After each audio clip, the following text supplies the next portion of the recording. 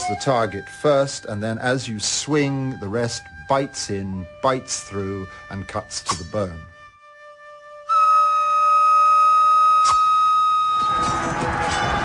On the Eastern Mediterranean, there were European crusaders who were fighting with a weapon like this.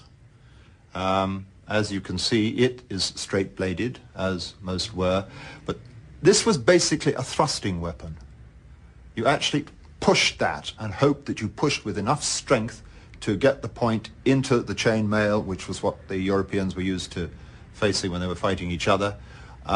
If you struck a blow with it, it's quite heavy, and although it had a sharp edge, the edge would probably not have cut much because, again, it doesn't have the curve to it. So the whole blade is landing at the same time. If you struck a blow with that, you stunned your opponent more than cut him. But the Japanese sword has another claim to uniqueness. Sword blades can be either razor sharp or they can be resilient. The Japanese sword was both. The whole blade itself is quite rigid.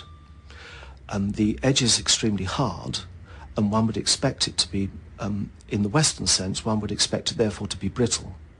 But the Japanese sword is composed of this very sophisticated laminate of a mixture of steel, so that a hard edge can be regained, which will not chip in combat. All the other weapons of the time were purely offensive. You defended yourself not with the weapon, but with a shield, or you hoped that your helmet was strong enough and ducked. This blade always was heavy enough to knock aside an opponent's blade, to make what fencers call a beat, or indeed to make a parry. And that at the time made it unique. With no shield to hide behind, the swordsman had to rely on reflexes and a repertoire of brilliantly executed parries and cuts. Brute strength on its own was useless. These exercises were practiced endlessly against an imaginary opponent.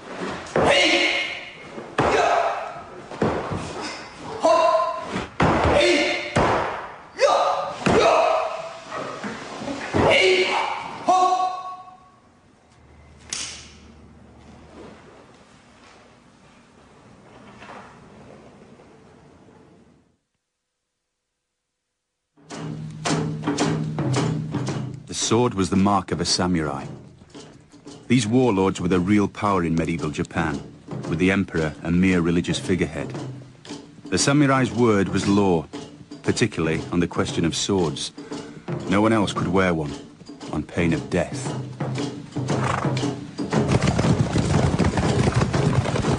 The badge of the samurai, the mark of the samurai, was the possession of a sword and the right to wear one.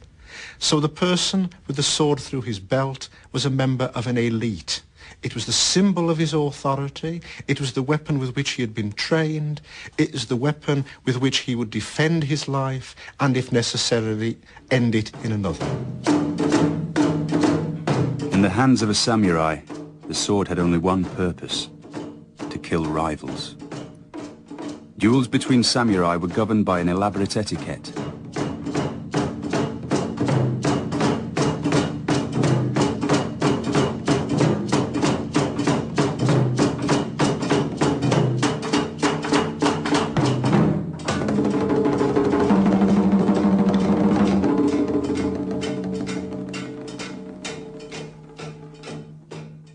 日本軍はいわば小グループのあるいは個人戦なんですね。馬に乗った、集団がお互いに名乗り合って、自分の名前を名乗るわけですね。これはどこの誰かわからないような人間と、戦ってもしょうがないと。こういう考え方からで、まず自分の名前を名乗れば向こうも、それに対して相手も名前を名乗る。そして両方誰と誰か確認した上でですね、戦うという、非常に個人戦闘と。The secret of the Japanese sword lies in the extraordinary way in which it is made. To this day, sword makers continue to forge them in a complex process that dates back 1,000 years and yet remains one of the most sophisticated ever devised. The origins are Chinese, but it took the Japanese to perfect a technique that solved the dilemma at the heart of all sword making: how to combine a hard, sharp cutting edge with a blade that will not break in combat.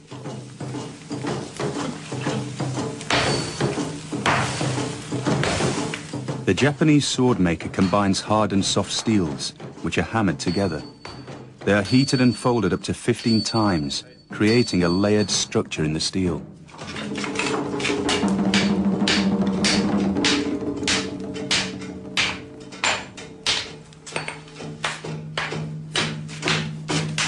When finished, the sword can have over 30,000 layers.